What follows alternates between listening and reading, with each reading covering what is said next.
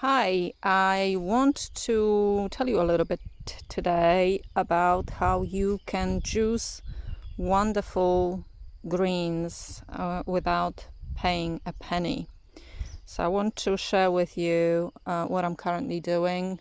Obviously, I live in the northern hemisphere, so you need to adjust this information depending on where you live. But just want to show you how much there is around at the moment that we can juice, and we can have wonderful medicinal green juices without spending anything on them. So let's just look at a few plants that I picked my plants earlier for the juice, but I'm just gonna go around right now and I want to show you a few different ones that, well, obviously there's a lot more, but a few different ones that I picked today and that you can pick yourself if you feel confident doing this. Obviously, if you're not quite familiar with the different plants, then what you can do is you can get an app such as Picture This, or there are other apps for identifying plants, but some of these plants hopefully are very, very familiar to you. So what have we got here? So here we've got red clover. So no flowers just yet, but we've got the leaf, and that's gonna do us nicely. This is an excellent plant for hormonal balance. In fact, it's actually used, some people use it with cancers that are that have the sort of hormonal basis. And also this is a great plant for skin conditions. So that's just one right here. Is we've got lady's mantle. Where is it? I just saw it. Here we go, lady's mantle. This is nicely sort of looking leaf, like a fan. Okay, hope you can see that. Put some stuff in the way. Oh, here we go. All right. So this is beautiful, particularly for us ladies, because again, this is a plant that is excellent for your hormones. It actually has sort of progesterone-like mimicking phytochemicals in it. So it's really excellent in terms of perimenopause, menopause. So that's another great one. It's kind of a dry leaf, so you need quite a few of them if you want to juice. But of course, any of these you can put in your salads as well. But I like my juices, so that's what I'm using. Here we go. We've got two different types here of what have we got here? Plantago. That's it. Just forgot for a second because I'm thinking in terms of Polish names. Okay, Plantago. So this is the leaf here. This is the leaf we're looking at. So we've got one type is long leaf like this, right? Oh, here we go. It's a nice one.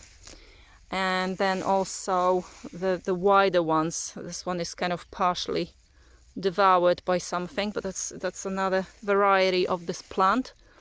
And basically both of them are really excellent, first of all, for external use. So this is also called ribwort plantain, but I think it's most commonly referred to as plantago. For external use, so whenever you may be out and about and you kind of cut yourself, or you have a bite, or something like that, or a sprain, then you can use it externally, and it's excellent for arresting bleeding or helping with bites. But I also juice this because it's a really nice detoxifier. It's antibacterial. It's also great for clearing urinary tract and various things like that. So I'm going to just briefly pause, walk around and see what else I can find, and I'll be back.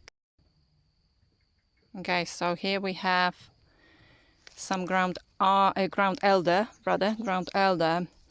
So ground elder if you're not sure, you do need to use an identifier, because ground elder can be confused with another plant that is actually poisonous. However, if you really have a close look at the leaf with the sort of, as you can see here, how the leaves are shaped, when you look closely at the leaf, it's actually not that easy to get it wrong. However, a little bit more care with this one if you're not very familiar with it. This is an excellent antibacterial, antifungal agent. So if you have any gut issues, any sort of SIBO, SIFO, that sort of thing, candida, that's definitely a good one to include in your juice. Also great for inflammatory states and things like that. Here we've got just a regular daisy. The flowers are not open at the moment because it's late in the afternoon, evening. I definitely would throw a bunch of daisies into my juice as well, or into my salad. And this one is great for all sorts of things, but liver, skin, blood building as well. So yeah, always good to include that as well if it is around. And here we've got some ground ivy. Okay, so this is let me show you here.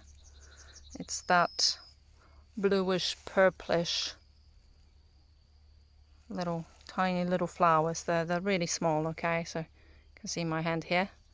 They're really small. But this ground ivy, again, those little flowers are beautiful to include in your salads, for instance. But I just I pick the whole bunch and I stick it in my juice.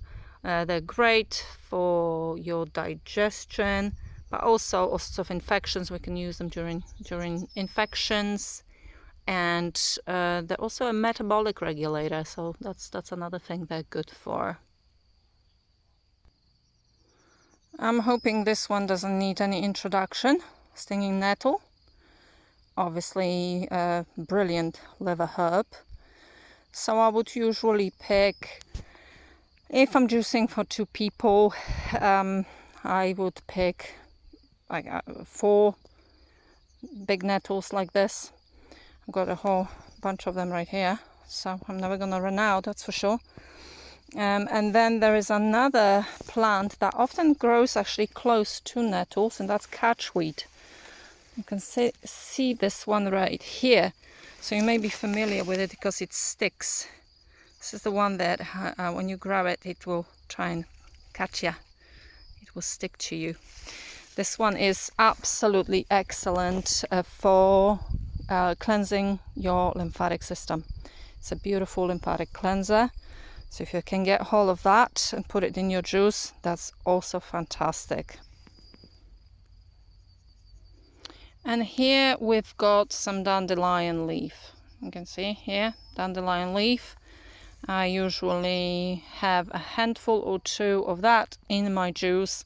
Again, you may know this as really one of the key liver herbs, which it is. So if you're on a detox program and you're juicing, you may want to include that in there.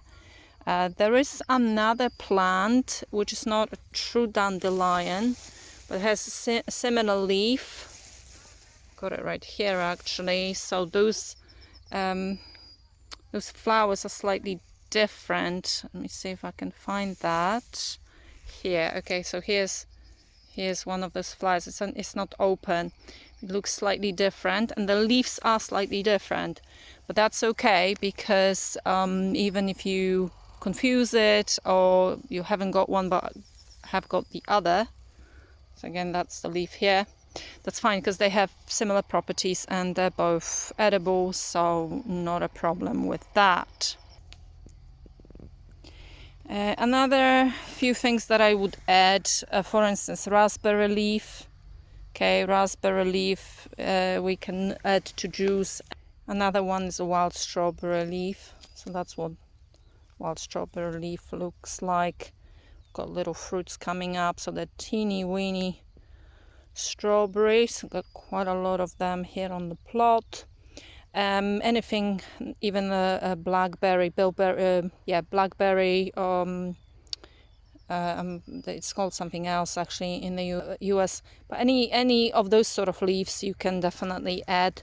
They contain different phytochemicals, so that's always a good addition. Vitamin, minerals, sort of bunch of vitamins and minerals as well. And then there's this one. This is amazing, an amazing plant, Yarrow. Okay, I'm just gonna zoom in on the leaf here. Okay, so always look for this one. When it starts flowering, you can sort of spot it more easily. But when the leaves are tiny, like in the spring, early summer, not so much. But again, it's a fantastic blood cleanser. This plant here, really good blood cleanser. It's also good for any digestive inflammatory issues. It's good for your kidneys. It's good for a lot of things. So again, I do add that to my juice.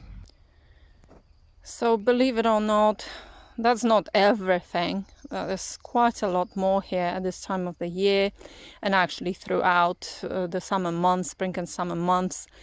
So we can do quite well without spending any money. You just make sure that you find a clean place to find those plants. The cleaner, the better, clearly. And another thing that I wanted to say, when you start juicing, for those sort of things to juice really well, you need a slow juicer, so like double helix type thing, slow juice, and you can get a lot.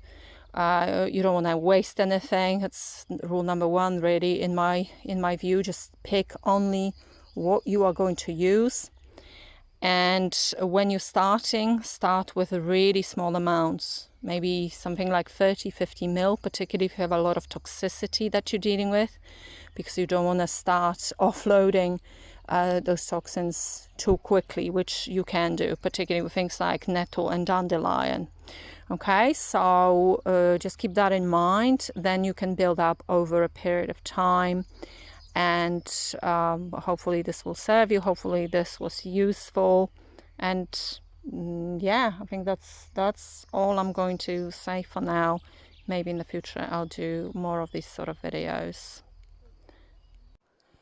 I actually wanted to add something else. So this is what I picked earlier. So I'm gonna juice this in a moment.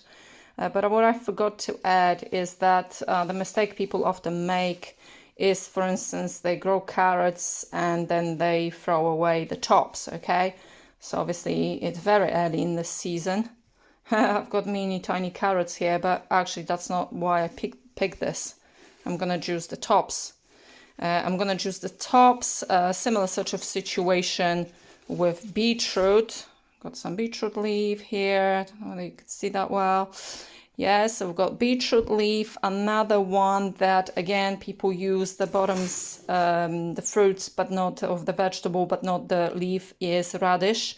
That's a big mistake. The leaves are more nutritious than the radish itself, actually. And another one here that I have, this is actually purple turnip. This is a leaf of a purple turnip.